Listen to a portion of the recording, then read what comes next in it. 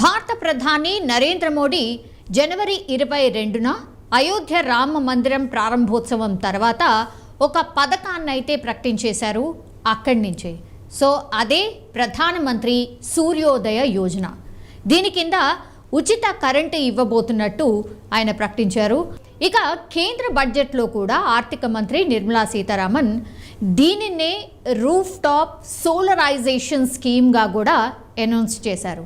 1 కోటి ఇళ్లపై సోలార్ ప్యానెళ్లు ఏర్పాటు చేసుకునేలా ప్రోత్సహించడం అండ్ వారికి 300 యూనిట్ల వరకు ఉచిత కరెంటు ఇవ్వబోతున్నట్టు ప్రకటించిన సంగతి మనందరికీ తెలిసిందే. అప్పటి నుంచి కూడా ఈ స్కీమ్కి సంబంధించి చాలామంది వెతకడం స్టార్ట్ చేశారు, ఏంటి ఈ స్కీమ్ అనేది. సో ఇప్పుడు ఈ స్కీమ్ పేరు మారింది. అది ఫిబ్రవరి 13న మోడీ ఈ పథకం పేరును పీఎం సూర్యఘర్ ముఫ్త్ బిజ్లీ యోజనగా మార్చినట్టు ఆయనే స్వయంగా ప్రకటించారు. సో ఈ పథకాన్ని ఆయన ప్రారంభించడం జరిగింది. ఈ స్కీమ్ కోసం ఇక ఎలా అప్లై చేసుకోవాలి అనేది చాలామంది సర్చ్ చేస్తున్నారు. సో ఎలా అప్లై చేసుకోవాలనేది ఒక్కసారి చూద్దాం.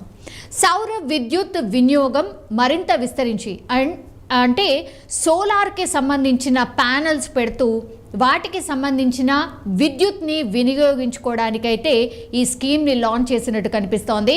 సామాన్య మధ్యతరగతి ప్రజలపై విద్యుత్ ఛార్జీల భారం ఏదైతే ఉంటుందో అది తగ్గించడమే ఈ కొత్త పథకం యొక్క లక్ష్యం. సో ఈ పథకం కోసం అయితే కేంద్ర సర్కార్ 75,000 కోట్లు ప్రకటించారు. సో దేశవ్యాప్తంగా అయితే 1 కోటి ఇళ్లకు 300 యూనిట్ల వరకు ఫ్రీ కరెంటు ఇస్తామని వాళ్ళైతే అనౌన్స్ చేసిన పరిస్థితి కనిపిస్తోంది. సో ఈ పథకం కోసం పిఎం సూర్యఘర్ .gov.in వెబ్సైట్లో అప్లై చేసుకోవాలని సూచిస్తూ ఉన్నారు. మరి రూఫ్ టాప్ సోలార్ కోసం కూడా అప్లై చేసుకోవాలి. అది ఎట్లాగో ఒకసారి చూద్దాం. తొలత పిఎం సూర్యఘర్ .gov.in పోర్టల్లో మీ పేరునైతే ఫస్ట్ రిజిస్టర్ చేసుకోవాల్సి ఉంటుంది. దీనికోసం అయితే మీ రాష్ట్రం పేరు, ఇప్పుడు తెలంగాణ అనుకోండి, తెలంగాణ రాష్ట్రం పేరు అక్కడ పేర్కోవాల్సి ఉంటుంది. దెన్ విద్యుత్ సరఫరా చేసే కంపెనీ పేరును ఎంచుకోవాలి. విద్యుత్ సరఫరా చేసే ఏ కంపెనీ మీకు కావాలో అక్కడ కూడా ఆప్షన్స్ ఉంటాయి, దాన్ని క్లిక్ చేస్తే సరిపోతుంది. ఇక విద్యుత్ కనెక్షన్ కన్జ్యూమర్ నంబర్, మనకు విద్యుత్ కనెక్షన్ డెఫినెట్లీ ఉంటుంది కాబట్టి కన్జ్యూమర్ నంబర్, మనకు ఆ మీటర్కి సంబంధించిన నంబర్ ఒకటి ఉంటుంది కాబట్టి ఆ నెంబర్ని అక్కడ పేర్కొనాలి. దెన్ మీ మొబైల్ నంబర్, ఎవరికైతే ఈ విద్యుత్కి సంబంధించిన బిల్కి సంబంధించిన ఇన్ఫర్మేషన్ వస్తుందో ఆ mobile number, then email ID enter చేయాలి. డెఫినెట్లీ ఇప్పుడు అన్నీ ఆన్లైన్ అయిపోయాయి కాబట్టి ఈమెయిల్ ఐడి కూడా చాలా కామన్ అయిపోయింది. ఒకవేళ లేకపోయినా క్రియేట్ చేసుకోవాల్సిందే. సో ఈమెయిల్ ఐడి ఎంటర్ చేసుకుని ఉంటుంది. ఇక పోర్టల్ నియమ నిబంధనలకు అనుగుణంగా అయితే రిజిస్ట్రేషన్ పూర్తి చేయాల్సి ఉంటుంది. వన్స్ మీరు ఆ పోర్టల్లోకి ఎంటర్ అయిన తర్వాత కంప్లీట్గా మీకు ఏమేమి అడుగుతుంది దానికి తగ్గట్టుగా అది ఫిల్ చేస్తూ వెళ్ళాలి. మెయిన్గా నేను చెప్పినవి ఏవైతే ఉన్నాయో, ఫస్ట్ విద్యుత్ కనెక్షన్ కన్జ్యూమర్ నెంబర్ ఏదైతే ఉందో అది ఇవ్వాలి, మొబైల్ నంబర్ ఇవ్వాలి, దెన్ ఈమెయిల్ ఐడి ఎంటర్ చేయాల్సి ఉంటుంది. ఇవైతే మస్ట్. దెన్ నెక్స్ట్ స్టెప్లో వినియోగదారుడి నంబర్. వినియోగదారుడి నంబర్ అంటే ఖచ్చితంగా ఒక ఐడి అనేది ఉంటుంది మీ పేరు మీద. ఆ ఐడి నంబర్, వినియోగదారుడి నంబర్ కంపల్సరీ ఇవ్వాలి. దెన్ మొబైల్ నంబర్తో లాగిన్ చేయాలి. ఏదైతే నంబర్కి మీకు బిల్ వస్తుందో అదే నంబర్తోని మీరు లాగిన్ చేయాల్సి ఉంటుంది. అక్కడే రూఫ్ టాప్ సోలార్ కోసం అప్లై చేసుకోవాలి. సో ఇది ప్రాసెస్. దెన్ అప్లికేషన్ పూర్తి చేసి డిస్కమ్ అనుమతులు వచ్చే వరకు కంపల్సరీ వెయిట్ చేయాల్సిందే. ఇవన్నీ అప్లికేషన్ ప్రాసెస్ అయిపోయిన తర్వాత వెంటనే మనకు ఈ స్కీమ్ అప్లై అవుతుంది అనుకుంటే పొరపాటు. దీనికోసం ఒక ప్రాసెస్ ఉంటుంది. వాళ్ళందరూ కూడా ఫిజికల్గా వచ్చి మీరు ఇచ్చినటువంటి ఆర్ ఎంటర్ చేసినటువంటి ఇన్ఫర్మేషన్ ప్రాపర్గా ఉందా లేదా అది చెక్ చేసుకుంటారు. సో ఆ ప్రాసెస్కి కొంత టైం అయితే డెఫినెట్లీ పడుతుంది. సో అనుమతి వచ్చాక మీ డిస్కమ్లోని నమోదిత విక్రేతల నుంచి సోలార్ ప్లాన్ ఇన్స్టాల్ చేసుకోవాలి.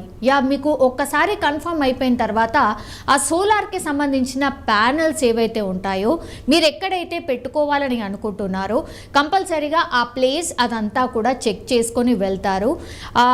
మీ ఇంటి లోపల ఏమేం వాడుతున్నారు, ఎవ్రీథింగ్ గ్రౌండ్ లెవెల్లో ఏమేమి ఉన్నాయి అనేది కంప్లీట్గా వాళ్ళు ఒక ఎంక్వైరీ అయితే చేయబోతున్నారు.